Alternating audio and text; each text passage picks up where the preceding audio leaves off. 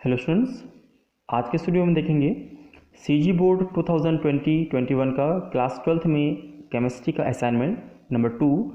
और यहाँ पे हम देखेंगे कि कैसे हम अक्टूबर मंथ के असाइनमेंट को यहाँ पे हम बहुत इजीली सॉल्व कर सकते हैं। तो देखिए यहाँ पे जैसे कि बाकी असाइनमेंट के तरीके से यहाँ पे भी आपको टोटल 5 क्वेश्चन यहाँ पे गिवन है और आपको 1 बाय 1 करते हुए एक एक क्वेश्चन हम यहाँ पे सॉल्व करते हैं। तो आइए देखिए, सबसे फर्स्ट क्वेश्चन यहाँ पे आपसे पूछा जा रहा है कि दर निर्धारक पद को समझाइए। अब देखिए, दर निर्धारक पद को आपको कैसे लिखना है कि कुछ रासायनिक अभिक्रियाएं क्या होती हैं, एक से अधिक पदों में संपन्न होती हैं। तो अभिक्रिया सबसे धीमी गति से होने वाले पद द्वारा होता है, जिसे हम क्या कहते हैं कि निर्धारक पद कहते हैं। तो ये आपको वहाँ पे आंसर लिख देना है। उसके बाद अगर हम बात करेंगे इसी का पार्ट नंबर 2 में कि ऊर्जा अवरोध क्या होता है, चित्र बना करके समझाना है। तो देखिए, ऊर्जा अवरोध क्या होता है कि उस न्यूनतम ऊर्जा को जिसे प्राप्त करने के बाद ही अभिकारक क्या करते हैं, अणु उत्पाद में परिवर्तित हो सकते हैं, उसे हम कहते हैं ऊर्जा अवरोध कहते हैं।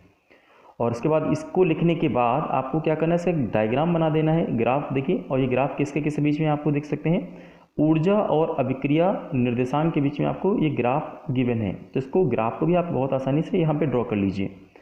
नेक्स्ट हम देखेंगे, इसमें पूछ रहा है कि सिद्ध कीजिए कि शून्य कोटि की अभिक्रिया का अर्ध आयु काल अभिकारक के प्रारंभिक सांद्रण के समानुपाती होता है। तो देखिए, यहाँ पे आपको मालूम है कि जो शून्य कोटि की अभिक्रिया के लिए हमारा जो समीकरण दिया हुआ है वो आपको लिखा हुआ है कि n = a0 - a/t। और यहाँ पे p0 नहीं a0 है, यहाँ पे लिख लीजिएगा। और इसमें यहाँ पे क्योंकि कह रहा है कि अर्धायु काल, तो आपको मालूम है कि अर्धायु काल में क्या होता है कि जो भी हमारा क्वांटिटी होती है उसकी हाफ हो जाती है। तो a की जगह आपको क्या रखना है, a/2 रख देना है। और जो टाइमिंग होती है उसको क्या करना है, t½ यहाँ पे हमको मेंशन करना है। तो इस तरीके से आप जो t½ का हमारा फॉर्मूला है उसको जब आप सॉल्व करेंगे तो आप देखेंगे कि जो हमारा t½ है वो a0 की डायरेक्टली प्रोपोर्शनल है। मतलब प्रारंभिक सांद्रण के क्या होता है, ये हमारा समानुपाती यानी कि अनुक्रमानुपाती होता है। तो इस तरीके से बहुत आसानी से आप इसको प्रूव कर सकते हैं। नेक्स्ट हम देखेंगे क्वेश्चन नंबर 3 में। तो देखिए, यहाँ पे क्वेश्चन नंबर 3 में हमसे पूछा जा रहा है, कह रहा है कि एक प्रथम कोटि की अभिक्रिया का अर्ध आयु काल आपको 15 मिनट दिया हुआ है और इस अभिक्रिया के 90% अंश को पूरा होने में लगने वाले समय की गणना आपको करनी है। तो जैसे कि आप जानते हैं कि जो प्रथम कोटि की अभिक्रिया के लिए हमारी इक्वेशन होती है वो आपको लिखी हुई है कि k = 2.303/t log base 10 a/a - x। तो यहाँ पे आप देखेंगे कि अगर हम मान लेते हैं कि प्रारंभिक हमारा जो सांद्रण है वो a = 100 यहाँ पे चूज़ करते हैं, तो हमारा जो रिमेनिंग पार्ट होगा वो आपको मालूम है कि 90% कंप्लीट हो चुका है। तो 10% यानी कि 10 ही हमारा होगा। तो आपको यहाँ पे a - x क्या हो जाएगा, 10 हो जाएगा। तो जब इसके आप वैल्यू को सॉल्व करेंगे तो देखिए k का एक हमको रिलेशन मिलेगा कि हाँ, k = 2.303/t। अब अगर हम बात करेंगे अर्धायु काल के लिए तो आपको पता है कि रेट तो हमारा सेम होता है। तो हम k को सबसे पहले फाइंड कर लेंगे कि हाँ हमारा रेट कितना है।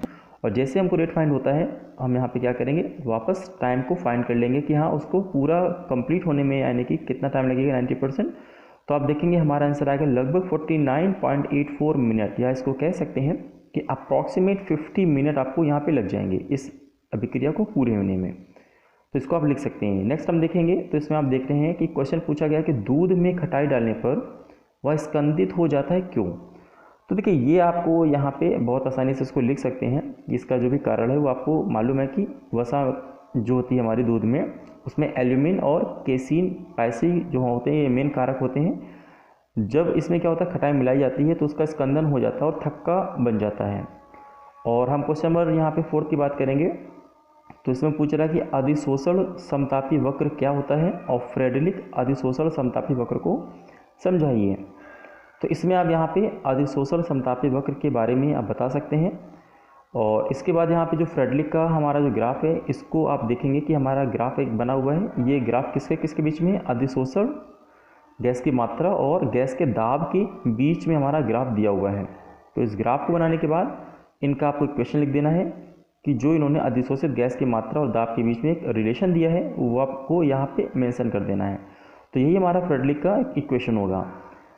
और इसके बाद हम बात करेंगे यहाँ पे इस इक्वेशन को लिखने के बाद नेक्स्ट हम देखेंगे क्वेश्चन नंबर लास्ट हमको दिया है क्वेश्चन नंबर 5 में कि द्रव स्नेही और द्रव विरोधी कोलाइड में क्या अंतर होता है।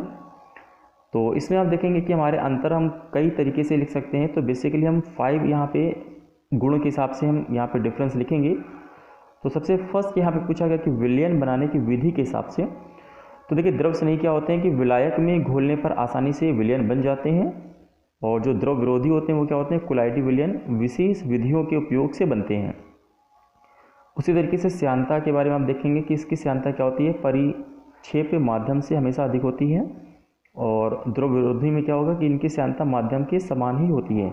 नेक्स्ट हम यहाँ पे प्रकृति का यहाँ पे गुण देख करके डिफरेंस लिख सकते हैं, और सिमिलरली हम स्थायित्व के बारे में भी हम लिख सकते हैं। और लास्ट में आप देखेंगे कि पृष्ठ तनाव, तो पृष्ठ तनाव आपको पता है कि इनका पृष्ठ तनाव क्या होता है, विलायक से कम होता है, और द्रव विरोधी में क्या होता है, इनका पृष्ठ तनाव विलायक के समान होता है। तो इस तरीके से आप पूरा असाइनमेंट यहाँ पे कंप्लीट कर सकते हैं। तो आई होप आपको ये जो वीडियो है काफ़ी हेल्पफुल होगा, आपको असाइनमेंट करने में काफ़ी आपकी हेल्प करेगा। तो अगर आपको कोई भी अगर रिगार्डिंग यहाँ पे वीडियो के डाउट है तो प्लीज़ आप यहाँ पे कमेंट बॉक्स में कमेंट कर सकते हैं, और अगर आपकी वीडियो पसंद आए तो प्लीज़ लाइक करिए। और इसी तरीके से हम मिलते हैं एक नेक्स्ट वीडियो में, तब तक के लिए बहुत बहुत थैंक यू।